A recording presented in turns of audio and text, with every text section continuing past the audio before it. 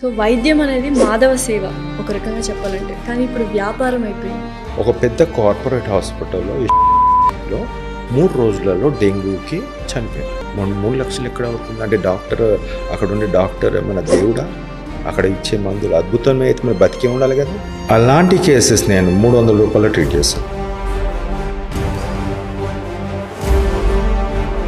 ఇలా chest pain వచ్చి కుప్పకోలేవాళ్ళు ఇంతకుముందు, ఇప్పుడు జస్ట్ ఇలా ఉండి ఇలా వెనక్కి పడిపోతూ ఉన్నారు. సో ఏంటి డిఫరెన్స్ ఏంటి కార్డియాక్ అరెస్ట్కి అండ్ హార్ట్ అటాక్? ఇక్కడ సడన్ కార్డియాక్ అరెస్ట్ ఏంటంటే అరిథమియాస్ టప కొట్టుకోవడం. ఇప్పటికీ ప్రభుత్వం ఏదైతే ఉందో మెడిసిన్స్ ఉండగా కూడా ఆపుతుంది. నేను ఈ రాజకీయ నాయకులు ఒకటే అంటున్నాను, ఈ మందు తీసుకొస్తే యావత్ ప్రపంచం 840 crore పాపులేషన్కి సమాధానం నా ట్రీట్మెంట్. సో ఒక్క స్ట్రైట్ క్వశ్చన్ సార్,